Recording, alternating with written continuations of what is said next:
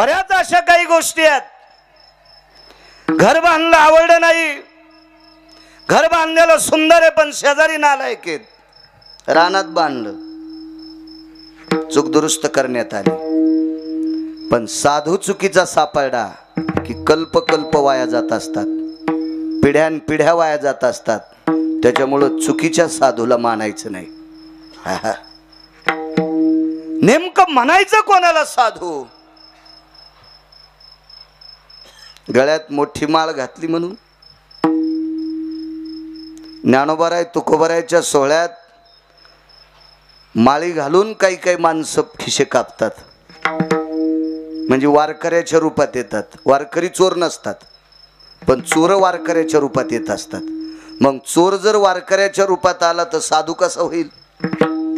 त्याच्या गळ्यात खपक्या माळा असली म्हणजे तुम्ही बी म्हणता या माऊली जवळ बसा, केसा कापला आणि सोमळ्यात होत्या.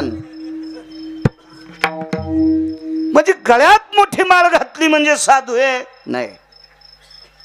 शास्त्र पुराण वेद सांगतो म्हणून साधू आहे? नाही. रामायण सांगतो म्हणून साधू आहे? नाही. भागवत सांगतो म्हणून साधू आहे? कीर्तन सांगतो म्हणून साधू नाही. वारी करतो म्हणून साधू आहे? नाही. संप्रदायाचे नियम पाळतो म्हणून साधू आहे. जो संप्रदायाचे नियम पाळतो का तो साधू आहे. साधूचे नियम आहेत दया, सर्वाभूती दया, साधू म्हणावे ऐशिया. देहूतले मालक म्हणतात सर्वावर दया करतो, संख्यावाचक शब्द नाही. लाख नाही, कोटी नाही, अब्ज नाही, खर्व नाही, निखर्व नाही. एकावर 19 शून्य दिल्यावर काय म्हणतात त्याला? 18 शून्य दिल्यावर एखादा सीए नाही का इथं बसलेला चार्टेड अकाउंटंट, त्याला शंकू म्हणतात. 7वी पाचवी. एकयो अष्टाधिपूज्य भयो नाम सांख्या में याति जायते नाम शंखादि उच्यते न प्रदीर्घे नाम एकम अष्टादशम पूज्ययम नैवम गांजा कसम लिखितम. हे काय नालायकाचं वाक्य, अधिकाऱ्यांचं वाक्य. ही संख्या खोटी आहे. सर्व हा शब्द संख्यावाचक नाही, सर्व हा शब्द जातवाचक नाही, सर्व हा शब्द पंथवाचक नाही, सर्व हा शब्द प्रांतवाचक नाही, सर्व हा शब्द देशवाचक नाही. जीवसृष्टीतला जो दिसेल त्याच्यावर दया करणं हे साधूचा धर्म आहे. सर्वांगी निर्मळ चित्त जैसे गंगा जळ, चित्त जैसे गंगा जळ, चित्त जैसे गंगा जळ. सर्वांगी निर्मळ चित्त जैसे गंगा जळ, चित्त जैसे गंगा जळ, चित्त जैसे गंगा जळ. सर्वांगी निर्मळ गंगा जळ, चित्त जैसे गंगा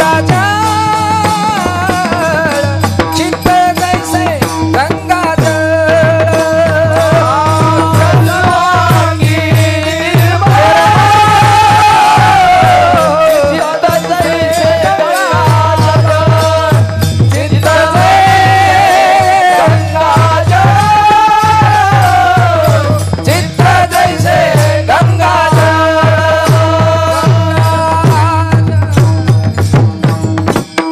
सर्वांगी निर्मळ चित्त जैसे गंगा जळ. ज्याचा अंतःकरण निर्मळ आहे सर्वांगाने, या विश्वातल्या प्रत्येक जीवावर दया करतो. मुंगीपासून तर झाडापर्यंत. मंदिराच्या दारातलं झाड आहे, झाड सरळ होतं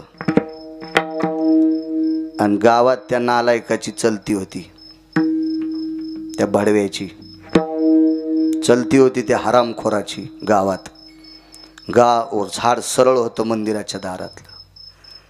नालायकानं ते झाड तोडलं आणि घराला कवाडं केले आणि गळ्यात टपोऱ्या 7-8 माळी घातलेल्या. इतका यम हानीन त्या नालायकाला त्याची इंचभर जागा सुद्धा लाल व्हायची सोडायचा नाही. भडव्या माळी घातल्यास तो इतक्या मोठ्या आणि मंदिराच्या दारातलं झाड तोडस. त्या मंदिरात आलेला वयोवृद्ध तपोवृद्ध आबाल ज्येष्ठ माय मावल्या त्या मंदिरातलं दर्शन घेतल्यावर त्या झाडाच्या सावलीला विश्रांतीला बसतील. तो का तोडस तो? त्याच्यावर दया करायला पाहिजे होती. झाड सुद्धा काही अंशतः साधूच्या यादीत आहे. जीवसृष्टीवर प्रत्येक दया करतो, कोणी असो. साधू म्हणावे ऐशिया पहिलं लक्षण. साधूचं दुसरं लक्षण आहे त्याला विश्व ब्रह्मरूप वाटलं पाहिजे. जग ब्रह्मरूप जाण. आपला संसार ब्रह्मरूप आहे. तो सुंबळ्यास नालाय का? तो तुझ्या पुरतं पाहतो. माझे नातेवाईक ब्रह्मरूप आहेत, तू मूर्ख आहेस. जग ब्रह्मरूप जाण. हे जग ब्रह्मरूप वाटलं पाहिजे. हेची साधूचे लक्षण. जातीवाद पण वारकरी संप्रदायात सांगितलं नाही. जातीवाद पण वारकरी संप्रदायात ज्याच्या अंतकरणात जातीचं पाप येतंय त्याची आई व्याभिचारी सांगितली. वाचून सांगतोय, वाचून, ऐकून नाही सांगत भांगऱ्या बोंगऱ्यांचं. संप्रदायात जातीचा संबंध नाही. कबीर मोमीन लतीफ मुसलमान सेना नावे जान विष्णुदास. तुका म्हणे नाही जाती सवे काम ज्याचे मुखी नाम तोची धन्य. वैष्णव चांभार धन्य त्याची माता. चर्मकाराच्या कुळातलाय, बुट शिवणाराच्या कुळातलाय, पण वारकरी आहे. त्याच्या आईला धन्यता दिली. त्याच्या आईला धन्यता दिली. याता याती धर्म नाहे विष्णुदासा. निर्णय तो ऐसा वेदशास्त्री.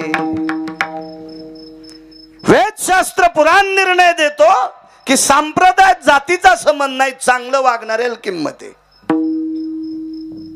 इचकिणाऱ्याला किंमत नाही. आहा, तो लायक संपन्न नाही संप्रदायातला. हे बघ, काही गोष्टी पचवायची ताकद लागते. राजे हो, पैसे कमिण्यासाठी अक्कल लागती. पैसे कमिण्यासाठी अक्कल लागती.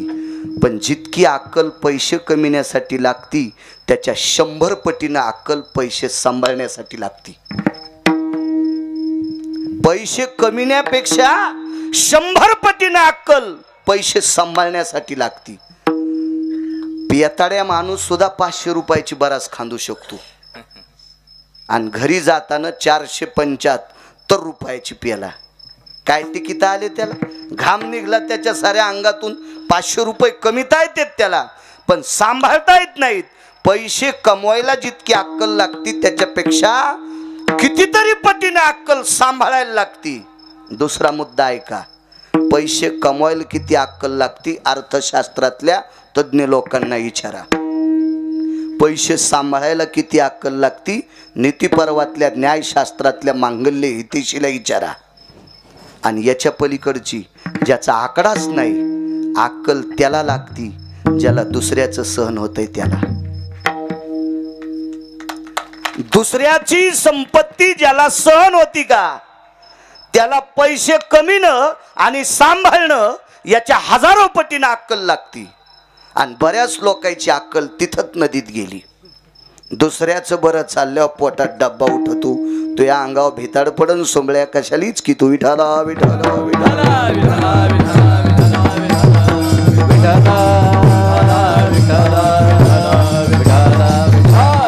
हे दयाच्या सिद्धांतात येत नाही. अमख्या जातीचा आहे, तो तमख्या जातीचा आहे, तो अमख्या वर्णाचा आहे. याचा स्वर कच्चा आहे, याचा पक्वादावरला ताबा कच्चा आहे. त्यांना पेटीचे स्वर धरता येत नाही. तू काय भीमसेन जोशीचा चुलतायस? ती लायकी लोकांची हिचकायची नाही. याला विश्व ब्रह्मरूप मानण्याची पात्रता नाही, लायकी नाही तुझी, तू हिचकाय लागला. जग ब्रह्मरूप जाण, ब्रह्मरूप वाटलं पाहिजे विश्व, हेची साधूचे लक्षण. तिसरं लक्षण सर्वाभूती समदृष्टी. साधूची दृष्टी ही सारखी असली पाहिजे, सारखी सारखी. याच्यावर एक मुद्दा मांडेल तुम्हाला पुढे. मला काय अडचणीत हात घालायचा नाद नाही, इचू निघत असते. तुम्ही म्हणले कंबर बांधल्यापासून तर जय विठ्ठल होईपर्यंत संस्कृत मध्ये बोल, तरी तुम्ही सगळ्यांनी दिलेल्या आशीर्वादावर तितका पण बाळ्या बोलल, ते पण बाळ्या बोलन. मला माझ्या विटेवरच्या मालकानं ते मेमरी कार्ड टाकलंय प्रवीण बुवा. पण पण पण माझा शेतात काबाड कष्ट करणारा हा वारकरी संप्रदाय इथं बसलेले लोक आहेत.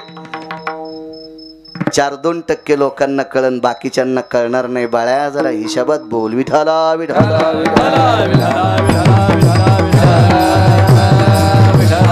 सर्वाभूती समदृष्टी, त्याची दृष्टी सारखी असली पाहिजे. महाराज पक्वात किती चांगला वाजिता येतून किती जणांना वाजिलाय, किती जणांना मोठाले पाकिट देतेत. गाता किती येते, किती जण गालेत, त्याला पाकिट किती मोठाले द्यालेत. कीर्तन किती जण करायलेत, लोकायला किती आवडायले, लोक किती मोठाले पाकिट द्याले. याच्यावर गायक, याच्यावर पक्वद्या आणि याच्यावर कीर्तनकार सिद्ध केल्या जात नसतो. नाही नाही नाही नाही. ढोलकी वाजिणारे विदेशात गाजले. एका ढोलकी वाजिणाऱ्याला 13 कोटीचं घरे मुंबईला, 13 कोटीचं मुंबईला घरे. ढोलकी वाजिणाऱ्याला 13 कोटीचं. संप्रदायात कसा येईल, कसा येईल संप्रदायात? तो नाही येऊ शकत, नाही येऊ शकत. फिल्मी सृष्टीत गाणं म्हणणाऱ्या एका व्यक्तीला ऑस्कर पुरस्कार 3 भेटले. 3 147 कोटीची प्रॉपर्टी आहे त्याची, 147 कोटीची. आपल्या मराठवाड्यात 147 कोटीची प्रॉपर्टी असलेला गायक दाखवा परमार्थातला. त्याच्या श्रीमंतीची बरोबरी तुम्ही करू शकत नाहीत, पण तुमच्या संप्रदायाची बरोबरी त्याचे पैसे करू शकत नाहीत, हे लक्षात ठेवा.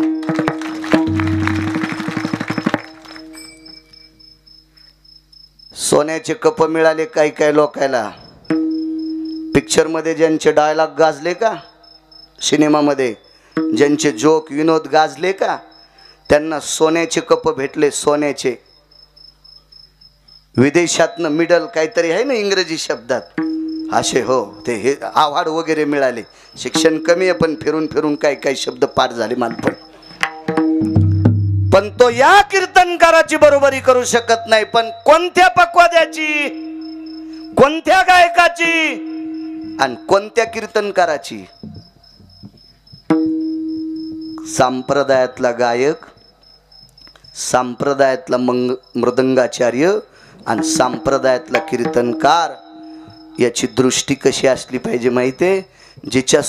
ते तर पुढे आहे का, जिच्यासोबत लग्न केलंय तिच्याकडे पाहत असताना पत्नी स्वरूप आणि विश्वातल्या प्रत्येक स्त्रीला तू कोण्याही जातीची आस पण तिला माय किंवा बहीण म्हणायचं, ही दृष्टी असली पाहिजे. परावी नारी माऊली समान मानिली आधान काय वेचे, मानिली आधान काय वेचे. परावी नारी माऊली समान, परावी नारी माऊली समान.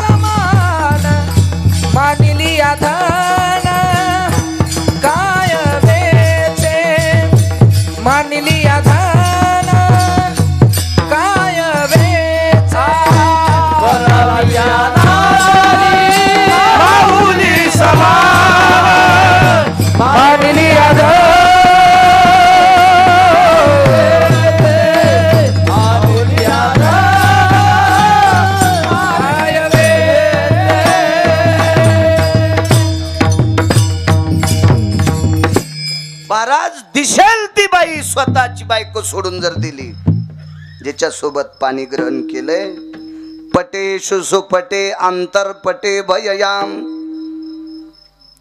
या नियम मंगलम सुचारु भयस्थितेषु मंगलाम यत्तदेव लग्नं सुदिनं तदेव ताराबलं चंद्रबलं तदेवं लाभस्तेषां जयस्तेषां कुतस्तेषां पराजयं यत्क्रियेषु शुभार्याणाम् अबलेषु क्रियाणां जायतेर्वृष्णियो. कर्मकांड सांगते, जिच्यामधला अंतरपट सुटला ती तुझी बायको आहे, पण जिनं तुला जन्म दिलाय ती तुझी माय आहेच. पण तिच्या व्यतिरिक्त या भारतीय संस्कृतीतली कोण्याही जातीची बाई दिसू दे, तिला माय म्हणायला तुझ्या बँकेतला अकाउंट जळत का सुंबळ्या? हा, तू ऊस नदीला जातो का? मानिलिया धन काय वेचे. देहूतल्या मालकांचं वाक्य, श्रीमंत श्री जगद्गुरु तुकोबारायचं संप्रदायातलं हे वाक्य आमच्या 3 लोकांना जर अंतकरणात ठेवलं आणि अंमलात आणलं तर नुसते तुम्ही डोक्यावर घेणार नाहीत, विटेवरचा मालक डोक्यावर घेऊन नाचल. इतकी या वाक्यात ताकद आहे. पण कोण मानते? चालू कीर्तनात तंबाखू चोळी तू सुंबळ्या, यम बसायची जागा निब्बर दांड्यानं हाणीन तुई. तुला महिनाभर उभं राहून भाकरी खावं लागते सुंबळ्या. पाकिट घेतो खपक्या आणि चालू कीर्तनात तंबाखू खातू. किती निबर बुटानं हाणावं तुला कळणार नाही. आम्हाला गायकानी, मृदंगाचार्यानी आणि कीर्तनकारांनी तंबाखू खाऊ नये. आणि व्यसन करणाऱ्या तुम्ही बोलून जर पाकिट देत असताल तर तुमच्या घराला कुलप लागतील. मला आणा नाही तर नका आणू. तुम्हाला 30 गाव पठ्ठ्याला 36 गाव हाऊत भरून पैसे दिलेत पंढरपुरातल्या मालकांना. मला हाऊत भरून कीर्तनात सांगतो. यूट्यूब चालू आहे, आज तर एकच आहे, ही कॅमेरे असते. हाऊत भरून पैसे दिलेत, हाऊत भरून भांगाऱ्याच्या अंडरविली धुवासाठी कीर्तन करणार नाही. तुम्हाला 30 गाव पठ्ठ्याला 36 गाव नाही बोललं. विडाला विडाला विडाला विडाला विडाला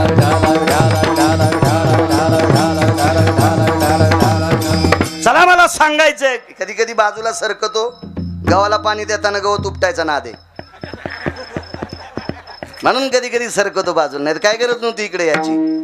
जितकी आई पाहत असताना तुझी दृष्टी गोड आहे, तितकी जगातली प्रत्येक स्त्री पाहताना तुझी दृष्टी सम असली पाहिजे.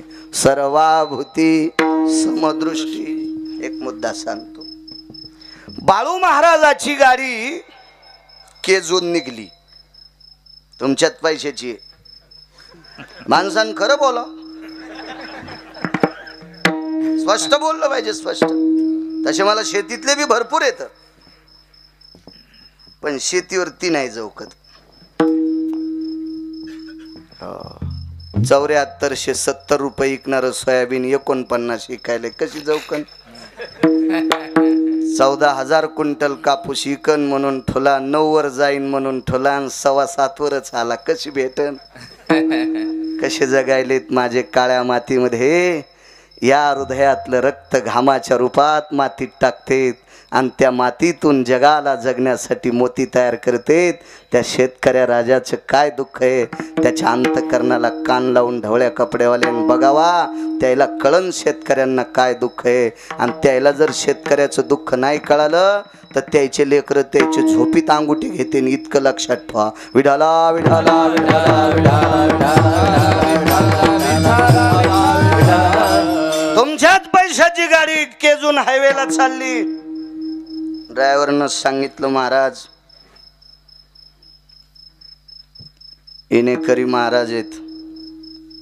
होता ना ते येणेकरी. हे काय मिशावाल म्हातार कसं गुटगुटीत दिसते पाहणं, पण तंबाखू खात नसताना नाही का. हा, 19 वर्षाचं गुटखा खाते तर असे गाल बसले. इकून 8 वाक्षी ज्वारी बसते, इकून नीट वक्ष तुरी बसते. हो, आणि पुन्हा ते म्हणतो आपल्याला पोरगी बघा तुला कशाल. आणि तू काय लायकी आहे ती पोरगी सांभाळायची. तिनं रोकायचे उस खुरपावून तुला जीव घालावे, त्याच्यापेक्षा ती संन्याशी राहिलेली बरी. विठला विठला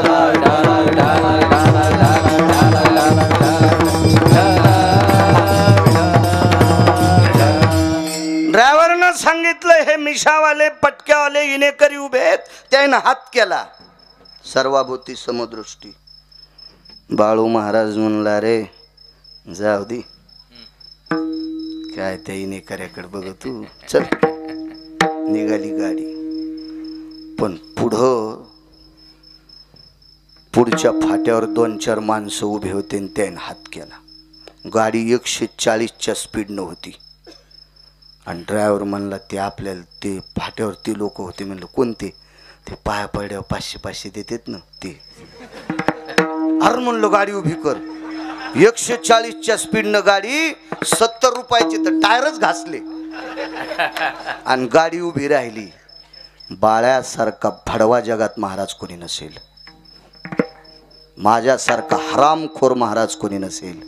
निष्ठावंत वारकऱ्याला इनेकऱ्याला गाडीत घेत नाही आणि 500 रुपये देणाऱ्यासाठी गाडीचे टायर उघडूस तर गाडी उभी करतो. याला विषम दृष्टी म्हणायचं. विषम सम नाही. तो महाराज म्हणून घेण्याच्या लायकीचा नाही. इथं समदृष्टी असली पाहिजे. सर्वाभूते समदृष्टी तोची साधू ये सृष्टी.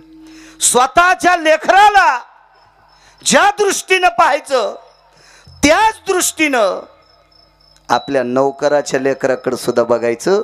त्याला म्हणतात समदृष्टी.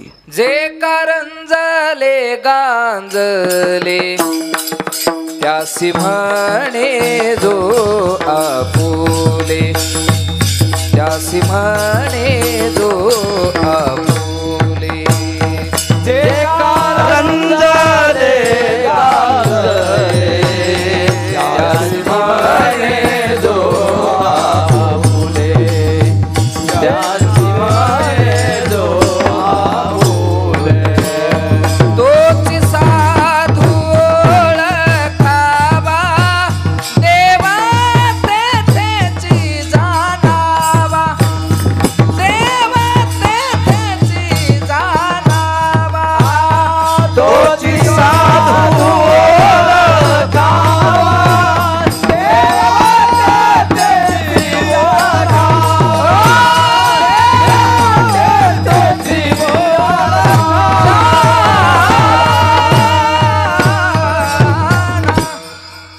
सांगतोय तुम्हाला पुढचं थोडंसं एक वाक्य सांगतोय. ज्यांचा अभंग घेतला त्यांची दृष्टी किती गोड होती.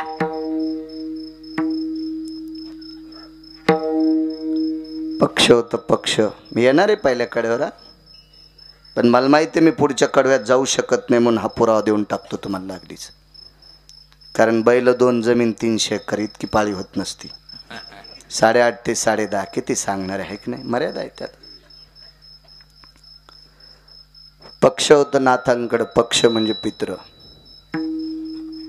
आईसाहेब गच्चीवर गेल्या. दक्षिण दिशेला प्रणाम केला गिरिजा काकींनी.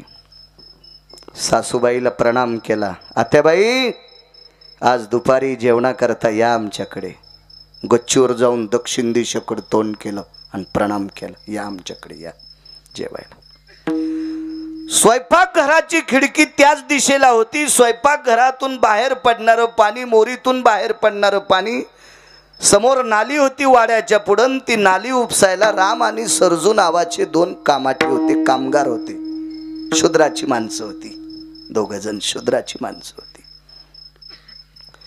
त्याच्यातल्या राम नावाच्या व्यक्तीनं शांती ब्रह्म एकनाथ महाराजांच्या घरात स्वयंपाक घरात शिजत असलेल्या भाताचा सुगंध घेतला. मधात जाऊन नाही, तो खिडकीतून आलता.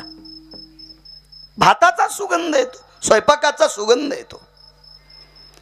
आणि राम सरजूला म्हणतो, सरजू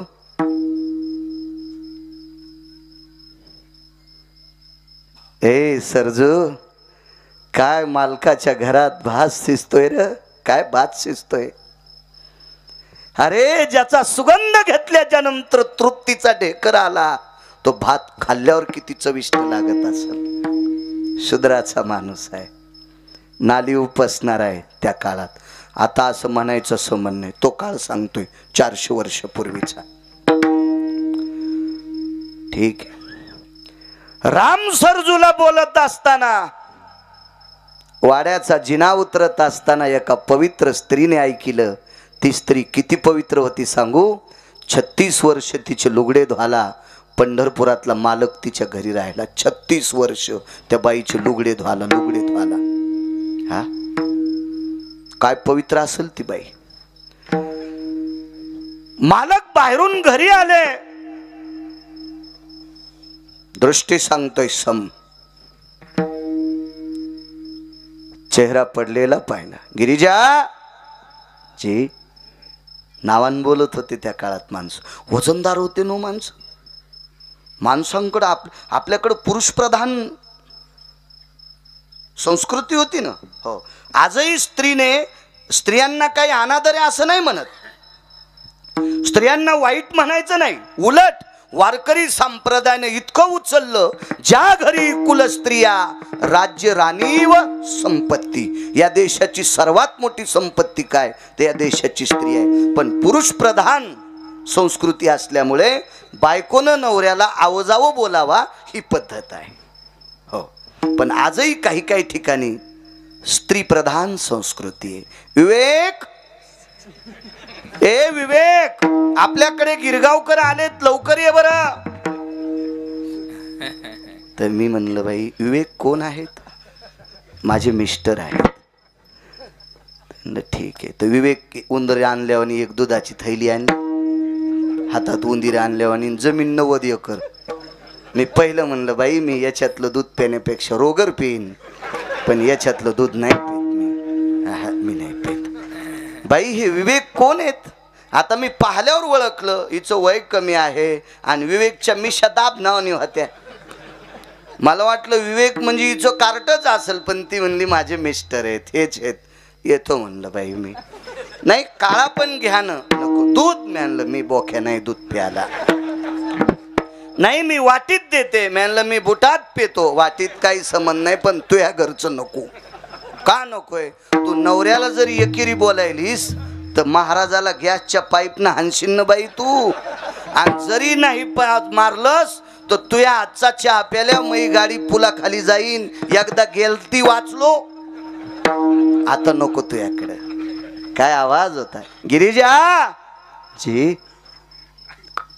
मुखचंद्रमा कोमेजून गेलाय. मालक राम सरजूला भात खाण्याची इच्छा झाली. समदृष्टी सांगतोय. आवाज दादा करा मोठा करा करा करा.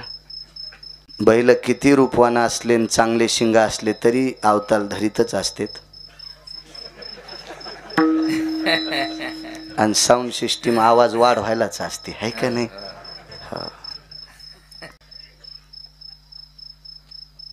राम सरजूला भात खाण्याची इच्छा झाली. ठीक आहे. श्रीखंड्या जी श्रीखंड्या म्हणजे पंढरपुरातला मालक. जी मालक जी राम सरजूला मध्ये घेऊन या. ठीक आहे. ए राम सरजू कोण आवाज द्यायला माहिती. पंढरपुरातला मालक. ए राम सरजू यामध्ये सरजा म्हणला राम्या कशाला वास घेतलास रे. कशाला भाताचा वास घेतलास रे. मधात नेऊन हाणतीत. आता आतमध्ये नेऊन हाणतीत. आतमध्ये नेऊन हाणतीत. ते म्हणला आता पळून जाता येत नाही. गेले आतमध्ये. आतमध्ये गेल्यावर घंगाळ होता आणि त्याच्या सोन्याचा तांब्या. पाय धुवा. महाराजाचं घर आहे रे. पाय धुवून हाणण्याचा वाण दिसायला रे बापा. पाय धुवून हाणतेत. पाय धुवून हाणतेत रे. आतमध्ये गेल्यावर बसायला पाठ टाकला. पाठ पाठ पाठ बापा. पाटावर बसून कापायचं दिसायला रे. राम्या सगळं इचकून टाकलं असतं. नको म्हणलं होतं रे. आपण गरीब माणसं येत. हे उरलं सुरलं खाची आपली पात्रात आणि हे भात कुठं आपल्याला असतो का. समदृष्टी सांगायला. श्रीखंड्याने रिकामे 2 ताट टेकले पुढं. खाऊ घालून मारतेत का काय रे.